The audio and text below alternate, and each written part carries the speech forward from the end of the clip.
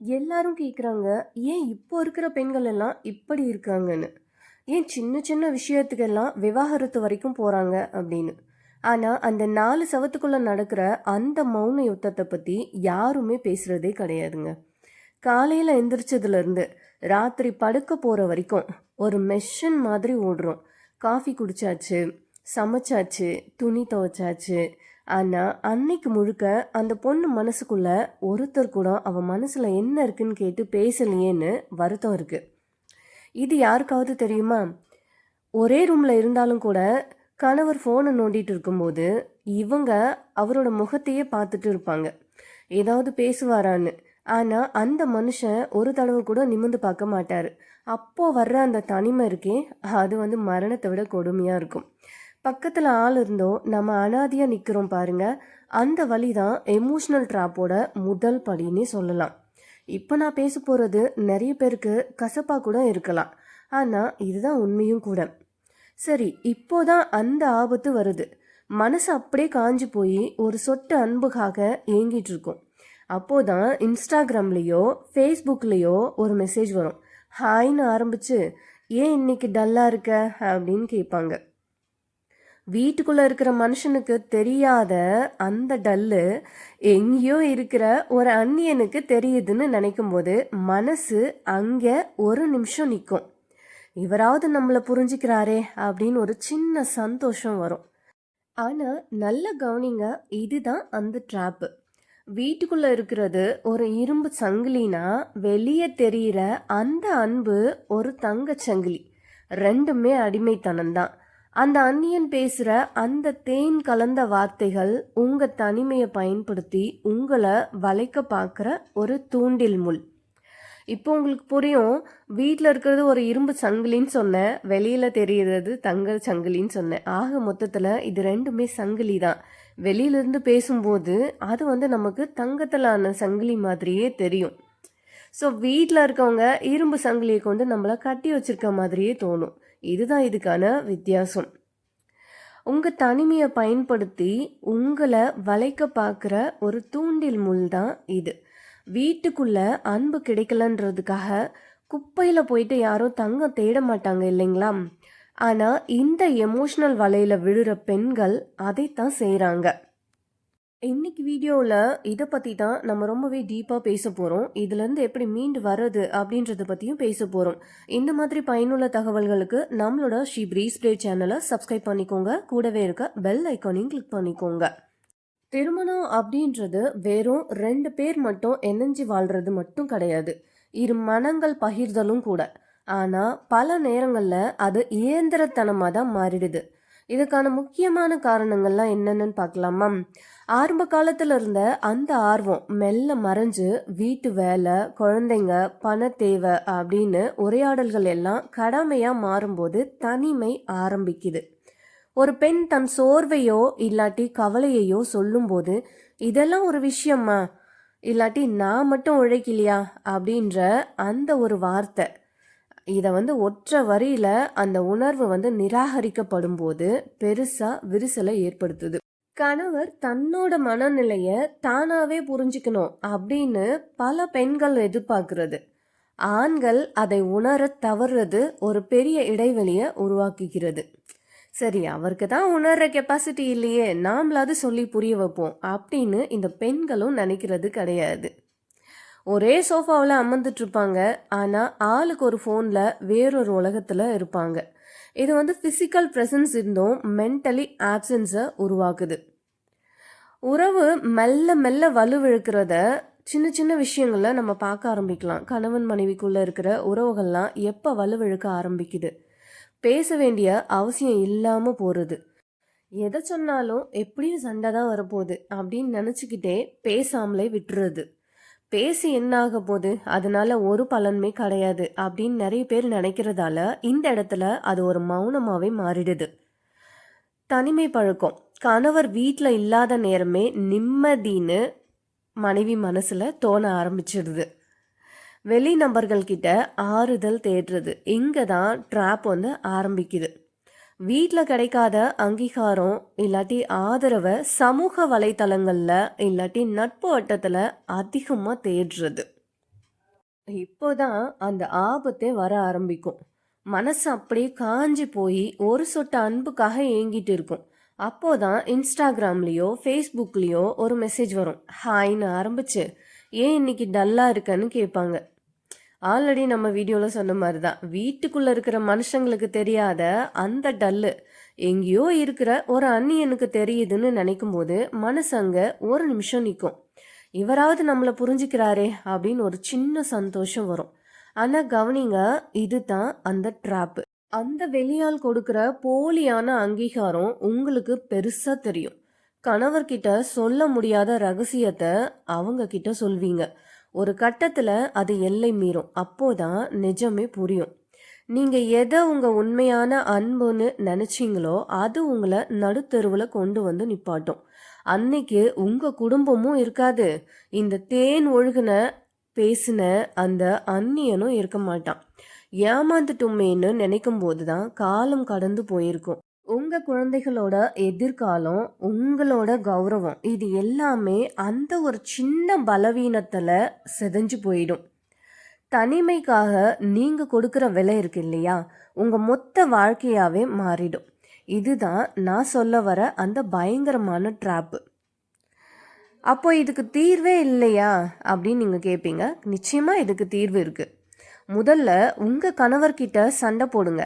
எனக்கு இதெல்லாம் வேணும், நீங்க இப்படி இருக்கிறது எனக்கு பிடிக்கலன்னு முகத்துக்கு நேரா சொல்லுங்க. அவங்க கண்டுக்கலையா விடுங்க. உங்க சந்தோஷத்தை அடுத்தவங்க கையில தயவு செஞ்சு கொடுக்காதீங்க. உங்களுக்கு பிடிச்ச ஒரு வேலையை பாருங்க. பழைய தோழிகளோட பேசுங்க. தோழன் கிடையாதுங்க, தோழிகளோட. எப்பவுமே நமக்கு ஒரு கஷ்டம்னு வரும்போது இந்த ஆப்போசிட் ஜெண்டர் வந்து ஒரு சின்னதாக ஒரு வார்த்தை அப்படி சொன்னாலுமே நமக்கு என்ன தோணும்? ஆஹா ஓஹோ, நம்ம மேலே இவ்வளோ அக்கறை இருக்கே அப்படின்னு நம்ம நினைப்போம். ஆனால் அதே சேம் ஜெண்டர் வந்து நமக்கு பக்கம் பக்கமாக அட்வைஸ் பண்ணால் கூட நமக்கு அது பெரிய விஷயமாவே தெரியறதே இல்லை. எப்போவுமே ஒன்று மட்டும் தெரிஞ்சுக்கோங்க, ஆண்களாக இருந்தாலும் சரி பெண்களாக இருந்தாலும் சரி, நம்ம ரொம்ப மன உளைச்சலில் இருக்கும்போது கஷ்டத்தில் இருக்கும்போது ஆறுதலை நம்மளோட சேம் ஜெண்டர்லே நம்மளோட தோழிகள் கிட்டேயே அந்த ஆறுதலை வந்து தேடுங்க. இந்த மாதிரி தேடும்போது இது வந்து தவறான இடத்துல அந்த ட்ராப்ல கொண்டு போய் நம்மள விடாது. ஆனால் பெரும்பாலான பெண்கள் செய்கிற தவறு என்ன? இந்த ஆப்போசிட் ஜெண்டர் கிட்ட தான் நம்ம போயிட்டு இந்த ஆறுதல் மூலயமா அட்ராக்ட் ஆயிடுறது. அவங்க சொல்கிற அந்த சின்ன வார்த்தை தான் நமக்கு வந்து தேவாமிர்தமாக இருக்கும் அந்த நேரத்தில். ஆனால் இதனோட பின் விளைவுகள் அப்போ நமக்கு புரியறதே கிடையாது. இன்னைக்கு சோஷியல் மீடியாவில் இந்த மாதிரி பிரச்சனைகள் நிறையவே நம்ம கண்ணுக்கு நேராகவே பார்க்குறோம். வெளியே இருந்து வர அந்த சென்டிமெண்ட் வார்த்தைகளை தூக்கி குப்பையில் போடுங்க. அது உங்கள் வாழ்க்கையை சீரழிக்க வர விஷயம். உங்கள் நிம்மதி உங்ககிட்ட தான் இருக்குன்னு நம்புங்க. யாரோ ஒரு அந்நியன் பேசுகிற 4 வார்த்தையில் உங்களோட வாழ்க்கையை தொலைச்சிடாதீங்க. வெளியாட்கள் யாராவது வந்து உங்ககிட்ட சென்டிமெண்ட்டாக பேசினா ஒரு நிமிஷம் நின்று யோசிங்க. இவன் உண்மையாகவே என் மேலே அக்கறையாக காட்டுறானா இல்லை ஏன் பலவீனத்தை பயன்படுத்துகிறானான்னு யோசிங்க. அந்த ஒரு நிமிஷம் நீங்கள் யோசிக்கிறது தான் உங்களோட வாழ்க்கையை காப்பாற்றி உங்ககிட்ட கொடுக்குன்னு சொல்லலாம். உங்களோட பலவீனத்தை முதல்ல நீங்கள் யார்கிட்டேயுமே காமிக்காதீங்க. நம்மளோட பலவீனம் எப்போ ஒருத்தருக்கு தெரியுதோ அந்த நேரத்துலேயே நாம் அவங்களுக்கு அடிமையாக மாறிடுறோம்னு அர்த்தம். ஸோ அதனால் முடிஞ்ச வரைக்கும் நம்மளோட பலவீனத்தை நம்ம யார்கிட்டேயுமே காட்டிக்க கூடாது. உங்களோட வாழ்க்கையோட பெரிய பிணைப்புன்றது உங்களோட குழந்தைங்க தான். அவங்களுக்காகவும் உங்களோட சுய மரியாதைக்காகவும் தைரியமாக நீங்கள் இருக்கணும். வாழ்க்கைன்றது ஒரு முறை தான் இல்லையா? அது ஒரு வீட்டுக்குள்ள முடங்கி போகவோ இல்லை இன்னொருத்தர்கிட்ட போய் ஏமாந்து போகவோ கிடையாது. உங்களுக்கு நீங்களே தான் ராஜாத்தியா இருக்கணுமே தவிர இன்னொருத்தர் நம்மளை வந்து ராஜாத்தின்னு சொல்லணும்னு எந்த ஒரு அவசியமே கிடையாதுங்க. தனிமைன்றது கொஞ்சம் கொடுமையானது தான், பயமானது தான். ஆனால் அந்த தனிமையை தப்பான இடத்துல கொண்டு போய் வித்துடாதீங்க. தைரியமாக இருங்க. உங்களுக்கான சந்தோஷத்தை நீங்களே தேடிக்கோங்க. சரி, இப்போ தனிமையாக இருக்க பெண்கள்லாம் எந்த மாதிரியான ட்ராப்புக்குள்ளே மாட்டுறாங்கன்னு பார்க்கலாமா? பெண்கள் வந்து பொதுவாகவே எதை நம்பி ஏமாறுறாங்க? பெண்கள் எப்போ ஏமாறுறாங்க தெரியுமா? அவங்க காதுகள் அன்புன்ற ஒரு வார்த்தைக்காக பசியில் காத்துட்டு இருக்கும்போது தான், அன்புன்ற பசிக்காக காத்துட்டு இருக்கும்போது தான். வீட்டில் இருக்கிற மனுஷன் தலைவலின்னு சொன்னால் கூட திரும்பி கேட்க மாட்டார். ஆனா வெளியே இருக்கிற அந்த நபரு உங்க கண்ணு ஏன் இன்னைக்கு ஒரு மாதிரி இருக்கு, தூங்கலையா அப்படின்னு கேட்பாரு. அந்த சின்ன கவனிப்புல தான் ஒரு பொண்ணு மொத்தமா விழுந்துடுறா. இவ்வளோ உடம்பு சரியில்லாம இருக்குமே, இவ்வளோ துடிக்கிறமே, இந்த மனுஷனுக்கு கண்ணுக்கு ஒண்ணுமே தெரியலையே, ஆனா எங்கிருந்தோ ஒருத்தர் என் கண்ணை பார்த்த உடனே கண்டுபிடிச்சிட்டாரே அப்படின்ற ஒரு சின்ன அட்ராக்ஷன் அந்த நேரத்துல இந்த பெண்கள் மனசுல வர ஆரம்பிக்கும். ஒரு புது புடவை கட்டினா கூட கணவர் கண்டுக்க மாட்டாரு. ஆனா இவன் இந்த கலர் உனக்கு அவ்வளோ அழகா இருக்குன்னு ஒரு கமெண்ட் போடுவான் பாருங்க. அங்க அந்த ட்ராப்புக்குள்ள மாட்டிக்கிறாங்க. ஆஃபீஸில் இன்னைக்கு என்ன ஆச்சு தெரியுமான்னு ஆரம்பிச்சா இவன் பொறுமையாக 1 மணி நேரம் கேட்பான். இந்த இவன் இவன் சொல்கிறேன் பார்த்தீங்களா, அவங்க இந்த சமய சந்தர்ப்பவாதிகள் நம்ம சொல்லிக்கலாம். நம்ம வீட்டில் இருக்கவங்க நம்ம பேசுகிறதே கேட்க மாட்டாங்க. அதுவே ஆஃபீஸில் ஒருத்தன் உட்காந்துட்டு நீங்கள் பேசுகிறதெல்லாம் மணிக்கணக்கில் நேரம் கொடுத்து கேட்பான். வீட்டில் இருக்கிறவரோ சீக்கிரம் சொல்லி தொலைம்பாரு. இந்த 3 விஷயம்தான் அந்த பெரிய ட்ராப்பு. இதைத்தான் நிஜமான அன்புன்னு பெண்கள் நம்பிடுறாங்க. ஆனால் நிஜத்தில் அது அவங்க பலவீனத்தை தெரிஞ்சுக்கிட்டு வர ஒரு வேட்டைக்காரனோட யுக்தின்னே சொல்லலாம். இதனால் பின்னால் வர விபரீதங்கள் என்னன்னு அந்த நேரத்தில் அந்த பெண்களுக்கு தெரியறதே கிடையாதுங்க. இதனால் அவங்களோட நிம்மதியே போயிடும்னு அந்த நேரத்தில் அவங்களுக்கு தெரியறது கிடையாது. இப்போ நம்பிட்டோம், சரி இந்த ஆப்போசிட் ஜெண்டரை நம்ம நம்பிட்டோம், அப்புறம் என்ன ஆகும்? ஃபோனில் ஒரு மெசேஜ் வந்தால் கூட பதட்டம் வரும். கணவர் பக்கத்தில் வந்தால் ஃபோனை தலைகீழாக வைக்க வேண்டியிருக்கும். நிம்மதியாக தூங்க முடியாது. ஆரம்பத்தில் தேவதைன்னு சொன்னவன் ஒரு கட்டத்தில் உங்கள் ஃபோட்டோவையோ இல்லை நீங்கள் பேசின ரகசியத்தையோ வச்சு மிரட்ட ஆரம்பிப்பான். சொன்னபடி கேளு, இல்லைன்னா உங்கள் வீட்டில் சொல்லிடுவேன் அப்படின்னு நிஜமான முகத்தை காட்டுவான். ஒருவேளை வெளியே விஷயம் தெரிஞ்சா உங்க மேல வர பழியை விட உங்க குழந்தைகளோட எதிர்காலம் என்ன ஆகும்? அவங்க தலை குனிஞ்சு நிக்க வேண்டி இருக்குமே. கடைசியில அந்த பொண்ணு ஒரு எமோஷனல் அடிமையாவே மாறிடுவா. அழுறதுக்கும் முடியாம சொல்லவும் முடியாம தற்கொலை வரைக்கும் கூட போகிறதுக்கு தோணும். சரி, இதுல இருந்து எப்படி வெளியே வர்றதுன்னு பார்க்கலாம். அந்த முகமூடிய கழட்டுங்க. வெளியே கனிவா பேசுறவன் உங்க மேல இருக்கிற அக்கறையில பேசல, அவனோட தேவைக்காக பேசுறான்னு முதல்ல புரிஞ்சுக்கோங்க. ஒரு அந்நியன் பேசுற புகழ்ச்சி ஒருபோதும் உங்களோட வாழ்க்கைக்கு ஆதாரமாவே ஆகாது. கணவர்கிட்ட பேசுங்க. நமக்குள்ள ஒரு இடைவெளி இருக்கு, அதை சரி பண்ணுவோம்னு நேரடியா கூப்பிடுங்க. அவர் மாறலையா, பரவாயில்ல, அதுக்காக தப்பான பாதையை தேர்ந்தெடுக்காதீங்க. சமையல், வேலை, குடும்பம், இதுக்கு நடுவில் உங்களுக்கேன்னு ஒரு திறமை நிச்சயமா இருக்கும். அதை தூசி தட்டுங்க. நிச்சயமா நம்மளோட ஒவ்வொருத்தருக்குள்ளேயும் ஏதோ ஒரு திறமை ஒளிஞ்சிட்டு தான் இருக்கும். ஒரு பிஸ்னஸ் பண்ணுங்க, இல்லை ஏதாச்சும் படிங்க, புதுசாக ஏதாவது ஒன்று தெரிஞ்சுக்கோங்க.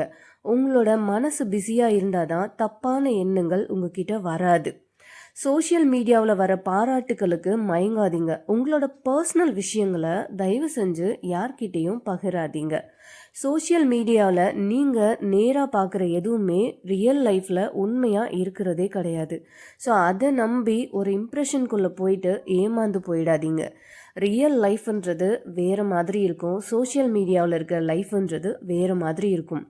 ரொம்ப சிக்கலில் மாட்டிட்டீங்கன்னா உங்களுக்கு நெருக்கமான உண்மையான நண்பர்கள்கிட்டேயோ இல்லை ஆலோசகர்கள்கிட்டேயோ பேசுங்க. பயந்து போய் தப்பான முடிவுகளை எடுக்காதீங்க. இங்கே நிறைய பேர் பண்ணுற தப்பே அப்படிதான். ஏதோ ஒரு காரணத்தால் ஒரு ட்ராப்புக்குள்ளே போய் மாட்டிடுவாங்க. மாட்டிட்டு அதிலேருந்து எப்படி வெளியே வர்றதுன்னே தெரியாது. யார்கிட்ட போய் உதவி கேட்குறது அப்படின்றதும் தெரியாது. இதனால் மேலும் மேலும் தவறான முடிவுகளை எடுத்துகிட்டே போய் கடைசியாக வாழ்க்கையை முடிச்சுக்கலாம் அப்படின்ற முடிவுக்கு கூட நிறைய பேர் போயிடுவாங்க. இந்த மாதிரி நேரத்தில் உங்களுக்குன்னு நெருக்கமான உண்மையான நண்பர்கள் நிச்சயமாக இருப்பாங்க. அவங்க கிட்ட நீங்கள் ஆலோசனை கேட்கலாம். இல்லையா ஒரு ஆலோசகர்கிட்டையாச்சும் நீங்கள் ஆலோசனை கேட்கலாம். பயந்து போய் ஒருபோதும் தப்பான முடிவுகளை எடுத்துடாதீங்க. இந்த மாதிரியான இந்த தற்காலிகமாக கொடுக்கக்கூடிய ஆறுதல் எல்லாமே தற்காலிகமானது தான். இது எதுவுமே நிரந்தரமானது கிடையாது. இது நிறைய பெண்களுக்கு புரியறதே கிடையாது. ஏன் இப்படி எல்லாம் தெரிஞ்சும் பெண்கள் போய் மாட்டிக்கிறாங்க அப்படின்னா, அந்த வெளியால் அவளோட மனசை தொடுற மாதிரி பேசுவான். ஆனால் அதுவே வீட்டுக்காரரு அவளோட தேவைகளை மட்டும் கவனிப்பார். வீட்டுக்கு தேவையான பணம், நகை, வீடு அப்படின்னு கவனிப்பார். ஆனால் அந்த வெளியால் இருக்கான் இல்லையா, அவளோட வலியை கவனிப்பான். ஆனா ஒண்ணு புரிஞ்சுக்கோங்க. வீட்ல கிடைக்கிறது உப்பு இல்லாத சாப்பாடுனா, அந்த வெளியில கொடுக்குற ஆள் இருக்காரு இல்லையா? அந்த அந்நியன் கொடுக்கிறது சர்க்கரை தடவுன விஷம் மாதிரி. உப்பு இல்லாத சாப்பாட்டு கூட சரி பண்ணிடலாம்.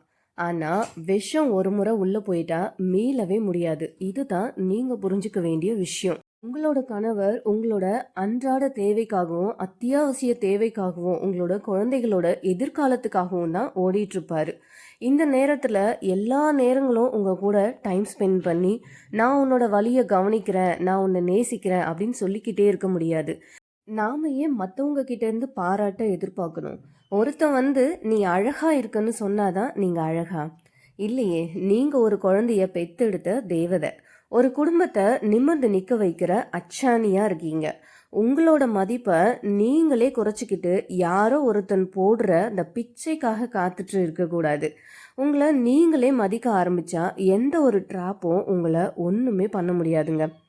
இந்த இடத்துல நாம சில உண்மைகளையும் பேசத்தான் செய்யணுங்க. நாம ஏன் இன்னும் சில உண்மைகளை பேசுறதுக்காக தயங்குறோம்? வீட்டுக்குள்ள ஒரு பெண் அனுபவிக்கிற அந்த உணர்ச்சி பசி அது இருக்கு இல்லையா? அதுவுமே ரொம்ப கொடுமையா தான் இருக்கும்.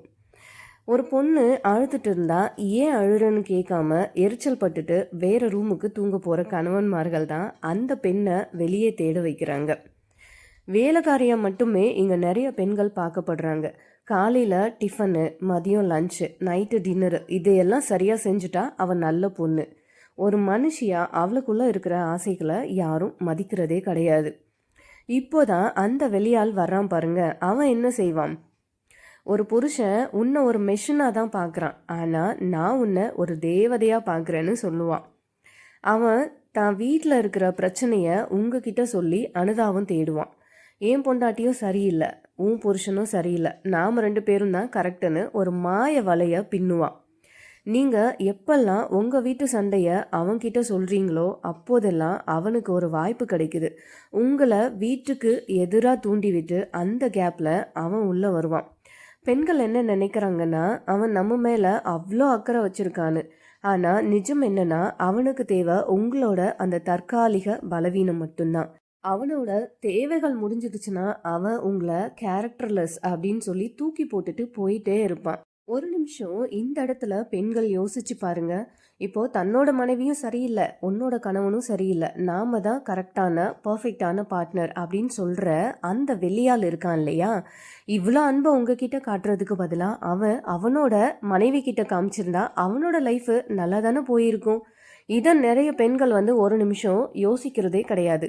இதை நினைச்சாலே சுதாரிச்சு இதுல இருந்து எப்படி தப்பிக்கிறதுன்னு பார்க்கலாம். வீட்டுக்குள்ள வெளிச்சம் இல்லைன்றதுக்காக எரியிற கொல்லிக்கட்டையை தூக்கி தலையில வச்சுக்காதீங்க.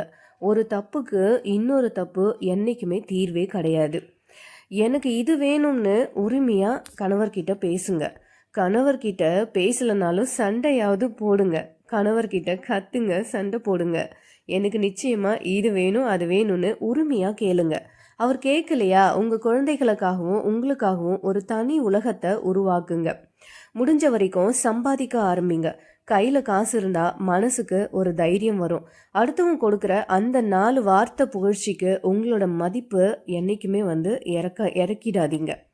உங்களை ஒருத்தன் மதிக்கணும்னா முதல்ல உங்களை நீங்க மதிக்கணும். யாரோ ஒருத்தன் பேசினாதான் என் மனசு ஆறுதல் அடையும் அப்படின்னு நினைக்கிற அந்த இடத்துல தான் நீங்க தோத்து போறீங்க. பெண்களே, அன்புன்றது பிச்சை எடுத்து வர்றது கிடையாது. அது உங்களோட உரிமை. அந்த உரிமை கிடைக்கலையா, தைரியமா மற்ற வேலைகளை பாருங்க. ஆனா அந்த பசியில போயிட்டு விஷத்தை சாப்பிட்றாதீங்க. இங்க நிறைய பேரு தவறான ஒரு புரிதல்லே இருக்காங்க. காதல்னா என்னன்னா, டெய்லி நமக்கு வந்து மெசேஜ் பண்றது, யாராவது நமக்கு தினமும் மெசேஜ் பண்றது, சாப்பிட்டியான்னு கேட்கறது, உன்னை யாருமே புரிஞ்சுக்கலையே, நீ இதை விட பெட்டரா வாழ வேண்டியவள்னு 4 வார்த்தை ஆறுதலா பேசுறது. இதெல்லாம் தான் காதல்னு நினைச்சு ஏமாந்துடாதீங்க. இது காதல் கிடையாது. இது உங்க பலவீனமான நேரத்தை யாரோ ஒருத்தர் தொடுறதுனால வர ஒரு ஈர்ப்பு, ஒரு அட்டாச்மெண்ட், அவ்வளோதான். கல்யாணமாகி சில வருஷம் போனதுக்கு அப்புறமா ஒரு கட்டத்துல நிறைய பெண்கள் ஒரு வெறுமைக்குள்ள போவாங்க. ஆரம்பத்துல சண்டைகள் வரும், அப்புறம் அதுவே ஒரு மௌனமா மாறிடும். ஒரே வீட்டில் தான் இருப்பீங்க, ஆனா 2 பேருக்கும் சம்மந்தமே இல்லாத மாதிரி ஒரு வாழ்க்கை. ஒரு ஃபார்மல் ரிலேஷன்ஷிப், அங்க அன்பு இருக்காது, நெருக்கம் இருக்காது. நீங்க எவ்ளோ தியாகம் பண்ணினாலும் அதுக்கு ஒரு சின்ன அங்கீகாரம் கூட கிடைக்காது. அந்த நேரத்துல மனசு என்ன தேடும் தெரியுமா? யாராவது ஒருத்தராவது நான் படுற கஷ்டத்த புரிஞ்சுக்க மாட்டாங்களா? அப்படின்ற ஒரு ஏக்கம் தான். அந்த ஒரு ஏக்கத்த வச்சுக்கிட்டு தான் நாம வெளிய அன்பு தேட ஆரம்பிக்கிறோம். உங்க உடம்புக்கு சாப்பாடு இல்லைன்னா எப்படி ஸ்டார்வேஷன் மோடுக்கு போகுமோ அதே மாதிரி தான் உங்க மனசுக்கு அன்பு கிடைக்கலனா அது ஒரு எமோஷனல் ஸ்டார்வேஷனுக்கு போயிடும். பசியில் இருக்கிறவனுக்கு எது கிடைச்சாலும் அமிர்தம் மாதிரி தான் தெரியும். அப்போ யாராவது உங்க குரலை ரசிச்சாலோ உங்களோட வலியை பத்தி அக்கறையா கேட்டாலோ மூளைக்கு அது ஒரு பெரிய ஷாக் மாதிரி இருக்கும். ஒரு சடன் டோபமைன் டக்குன்னு உங்களுக்கு ஒரு ரிலீஃப் கிடைக்கும். அந்த ரிலீஃபை தான் நாம் காதல்னு தப்பாக நினச்சிக்கிறோம். புரிஞ்சுக்கோங்க, அது காதல் இல்லை, அது ஒரு நிமிஷம் நிம்மதி, அவ்வளோதான். இந்த மாதிரி ஒரு சீக்ரெட் கனெக்ஷன் ஆரம்பத்தில் உங்களுக்கு ஒரு புது தெம்பை கொடுக்கும். ஆஹா, நாம் இன்னும் உயிரோட தான் இருக்கோம்னு தோணும். ஆனால் அதுக்கு பின்னாடி ஒரு பெரிய ஆபத்தே இருக்கும். பயம் வரும், குற்ற உணர்ச்சி வரும். ஒரு கட்டத்தில் நீங்கள் அந்த நபரை சார்ந்து வாழ ஆரம்பிச்சிடுவீங்க. உங்கள் பலத்தை நீங்கள் உருவாக்கிக்கிறதுக்கு பதிலாக இன்னொருத்தரோட நிழலில் போய் நிற்க பார்ப்பீங்க. இது உங்களை இன்னும் தான் பலவீனமாக மாற்றும். ரொம்ப தெளிவாக ஒரு விஷயம் சொல்கிறேன். நீங்கள் பலவீனமாக இருக்கிறப்ப எடுக்கிற எந்த ஒரு ரிலேஷன்ஷிப் முடிவும் பின்னாடி பெரிய வருத்தத்தை தான் கொடுக்கும். ஒருத்தர் உங்களை காப்பாற்றுவாங்கன்னு நினைக்காதீங்க. அது ஒரு ரெஸ்கியூ ஃபேண்டசி. சினிமாவில் வர்ற மாதிரி யாரும் உங்கள் வாழ்க்கையை மாற்ற மாட்டாங்க. அவங்களுக்குன்னு ஒரு வாழ்க்கை இருக்கும். அப்போது நான் என்ன தான் பண்ணணும்னு கேட்குறீங்களா? நீங்கள் 4 விஷயங்களை முதல்ல உங்களுக்காக உருவாக்கணும். Financial strength. உங்கள் கையில் ஒரு வருமானம் இருக்கணும், ஒரு சேமிப்பு இருக்கணும். அதுதான் உங்களுக்கு முதல்ல பாதுகாப்பு கொடுக்கும். அடுத்ததாக ஃபிசிக்கல் ஸ்ட்ரென்த்து. உங்கள் உடம்பு உங்களோட ஆரோக்கியம். நீங்கள் ஃபிட்டாக இருந்தால் தான் மனசு தெளிவாக இருக்கும். அதனால முடிஞ்சவளுக்கும் உங்களோட உடம்பை ஆரோக்கியமாக வச்சுக்கோங்க. ஃபிசிக்கலாக ஸ்ட்ரென்த்தாக இருக்க பாருங்கள். அடுத்ததா எமோஷ்னல் பவுண்ட்ரி. இது சரியில்லை, இதை நான் ஏற்றுக்க மாட்டேன்னு சொல்கிற தைரியத்தை வளர்த்துக்கோங்க. யார்கிட்ட என்ன பேசினாலும் ஒரு பவுண்ட்ரியை வச்சுக்கோங்க. 4வதா செல்ஃப் ஒர்த்து. நான் யார், எனக்கு என்ன தகுதி இருக்குன்ற தெளிவு. இந்த நாளும் உங்களுக்கு வந்துடுச்சுன்னா அதுக்கப்புறம் நீங்கள் ஒருத்தரை தேடுறீங்கன்னா அது தேவையாக இருக்காது, அது உங்கள் விருப்பமாக இருக்கும். ஒருத்தர் இல்லாமலும் என்னால் வாழ முடியுன்ற தைரியம் வரும்போது தான் சரியான காதல் உங்கள் கதவை தட்டும். யாரோ என் வாழ்க்கையை மாற்றுவாங்கன்னு காத்துட்டு இருக்காதீங்க. நீங்கள் மாறாத வரைக்கும் உங்கள் வாழ்க்கை எப்பவுமே மாறவே மாறாதுங்க. நீங்கள் ஒரு ஸ்டெப் எடுத்தாதான் உலகம் உங்களுக்கு வழிவிடும். முடிவாக ஒன்று சொல்லிக்கிறேன். அங்கீகாரத்தை மற்றவங்க கிட்ட தேடாதீங்க. உங்களுக்கான மதிப்பை நீங்களே உருவாக்குங்க. உங்கள் மேரேஜ் லைஃப்பில் நீங்கள் தனியாக இருக்கீங்கன்னு ஃபீல் பண்ணீங்கன்னா முதல்ல உங்களை பலப்படுத்துங்க. ஸ்ட்ராங் ஆகுங்க, இண்டிபெண்ட் ஆகுங்க. காதல் உங்களை காப்பாற்ற வரக்கூடாது. நீங்கள் ஸ்ட்ராங் ஆனதுக்கு அப்புறம் உங்கள் வாழ்க்கையை பகிர்ந்துக்க வரணும். நீங்கள் தனியாக இல்லை, ஆனால் பலவீனமாக யாரையும் சார்ந்து இருக்காதீங்க. இப்போ இருக்கிற இந்த இன்டர்நெட் காலத்துல ஒரு சின்னதா இது ஒரு சேட் மாதிரி தான் ஆரம்பிக்கும். இது ஒன்றும் பெரிய தப்பு கிடையாதே, நான் ஜஸ்ட் சேட் தான் பண்றேன் அப்படின்னு ஆரம்பிப்பீங்க. அடுத்ததா நீங்களே அவங்களோட ஒரு குட் மார்னிங் மெசேஜ்க்காக காத்துட்டு இருப்பீங்க. உங்களோட நிம்மதியை அந்த மெசேஜ் கிட்ட அடகு வைக்கிறீங்க அப்படின்றத நீங்க புரிஞ்சுக்கணும். உங்க ஹஸ்பண்ட் கிட்ட சண்டை போடும்போது வராத கோபம் அந்த நபர் ஒரு ரிப்ளை பண்ணலன்னா வரும். இதுதான் ஒரு ஸ்லோ பாய்சனாகவே உங்களுக்கு இருக்கும். உங்களோட செல்ஃப் ஒர்த்தை மீட்டெடுங்க. சும்மா உங்ககிட்ட நீங்கள் ஸ்ட்ராங் ஆகுங்க அப்படின்னு சொல்லிட்டா போதுமா? இன்னைக்கு லைஃப்பில் நிறைய பெண்கள் அவங்களுக்கு தெரிஞ்ச அவங்கக்கிட்ட இருக்க சின்ன சின்ன திறமைகள் வச்சு வாழ்க்கையில் முன்னேறிட்டு இருக்காங்க. ஃபஸ்ட்டு அவங்கள ஃபினான்ஷியலாக ஸ்ட்ரென்த்தாக வச்சுக்கிறாங்க, அடுத்ததாக ஃபிசிக்கலாக ஸ்ட்ரென்த்தாக வச்சுக்கிறாங்க.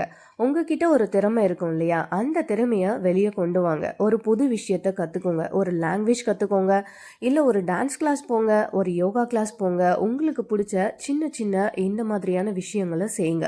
இல்லை ஒரு சின்னதாக ஒரு பிஸ்னஸ் ஆரம்பிங்க. பெரிய அளவில் பிஸ்னஸ் பண்ணணும் அப்படின்றதுலாம் அவசியமே கிடையாதுங்க. ஒரு சின்னதாக பிஸ்னஸ் உங்களுக்கு தெரிஞ்ச ஒரு விஷயத்தை வச்சு, ஒரு உணவுப் பொருட்கள் வச்சியோ, ஒரு சாப்பாடு வச்சியோ ஒரு சின்னதாக பிஸ்னஸ்னு ஆரம்பிங்க. ஒரு கைவினை பொருட்கள் வச்சு ஒரு பிஸ்னஸ் ஆரம்பிங்க. நாளடைவில் அதுவே உங்களுக்கு ஒரு பெரிய கான்ஃபிடென்ட்டு கொடுக்கும். இந்த வருமானம் கையில் வரும்போது ஆட்டோமேட்டிக்காக கான்ஃபிடென்ட்டும் வர ஆரம்பிக்கும். உங்கள் வீட்டில் கண்டுக்காமல் இருக்கவங்க கூட உங்களை தேடி வந்து உங்ககிட்ட பேச ஆரம்பிப்பாங்க. உங்களோட முழுமையான ஃபோக்கஸையும் உங்கள் மேலே நீங்கள் வைங்க. இந்த மாதிரி உங்களோட ஃபோக்கஸ் உங்கள் மேலே இருக்கும்போது அடுத்தவன் கொடுக்குற கவனத்துக்காக நீங்கள் ஏங்க மாட்டீங்க. உங்ககிட்ட காசு இருக்கும்போது வர்ற தைரியமே தனிதான். வெளியாள் கிட்ட இந்த நிம்மதியை சந்தோஷத்தை தேடுற சில பெண்கள் கிட்ட மட்டும் நான் ஒரு கேள்வியை கேட்குறேன். நீங்கள் ஒரு விஷயத்த கவனிச்சிருக்கீங்களா? நீங்கள் அந்த வெளியாள் கிட்ட எனக்கு இப்போ ரொம்பவே கஷ்டமாக இருக்குது அப்படின்னு நீங்கள் சொல்கிறீங்கன்னு வச்சுக்கோங்களேன். ஒரு விஷயத்த சொல்கிறீங்க. அந்த வெளியாள் நபரும் ஆமாம் எனக்கும் இதே மாதிரி தான் நடக்குது, நான் கூட இப்படி தான் ஃபீல் பண்ணுறேன்னு சொல்லுவாங்க. இது உங்களை நம்மளை புரிஞ்சிக்க ஒருத்தர் கிடைச்சிட்டாருன்னு அப்படின்னு நினைக்க வைக்கும். ஆனால் இது ஒரு மாயை. இது வந்து ஒரு ஹீரோ சிண்ட்ரோம்னே சொல்லலாம். உங்கள் ஹஸ்பண்டு உங்களை சரியாக நடத்தலை, நான் இருந்தால் உன்னை மகாராணி மாதிரி வச்சுப்பேன்னு சொல்லுவான். இது உங்கள் பலவீனத்தை பயன்படுத்தி அவங்க ஹீரோவாக ஆக பார்க்குற ஒரு வேலை தான். ஒரு கட்டத்தில் நீங்கள் அந்த நபர்கிட்ட இருந்து விலக நினைச்சாலும், நீ இல்லைன்னா நான் செத்துருவேன், நீ தான் என்னோட உலகம்னு சொல்லி உங்களை ஒரு குற்ற உணர்ச்சியிலே வச்சுருப்பாங்க. இது காதலே கிடையாதுங்க. இது ஒரு எமோஷ்னலான ஒரு ஜெயில்னு சொல்லணும். இது ஒரு ஸ்லோ பாய்சன். முதல்ல இது ஒரு காதல் இல்லை, இது ஒரு போதைன்னு நீங்கள் ஏற்றுக்கணும். இந்த அக்செப்டன்ஸே உங்ககிட்ட வரணும். ஒரு போதையிலேருந்து வெளியே வர்றது கஷ்டம்தான், ஆனால் வராமல் இருந்தால் வாழ்க்கை அழிஞ்சிடும்னு புரிஞ்சுக்கணும். நோ கான்டாக்ட் ரூல்ஸு இது ரொம்ப கஷ்டம், ஆனால் இதுதான் ஒரே வழி. அந்த நபரோட சோஷியல் மீடியா மெசேஜ் எல்லாத்தையும் பிளாக் பண்ணுங்க. ஜஸ்ட் ஃப்ரெண்ட்ஸாக இருப்போன்ற பேச்சே இருக்கக்கூடாது. ஏன்னா உங்கள் மனசு ஒரு ட்ரக் மாதிரி, அந்த அட்டென்ஷனை எதிர்பார்க்கும்.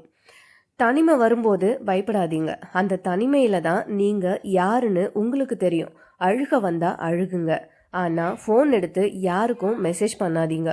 உங்கள் குழந்தைகளோட முகத்தை பாருங்க. உங்களோட அந்த நிஜமான பிரச்சனையை அந்த வெளியால் நபர் மூலமாக தீர்க்க முடியாது. அது இன்னும் தான் உங்களோட பிரச்சனையை அதிகமாக்கும் அப்படின்றத உணருங்க. உங்களை நீங்களே எப்படி மகிழ்ச்சியாக வச்சுக்கிறது?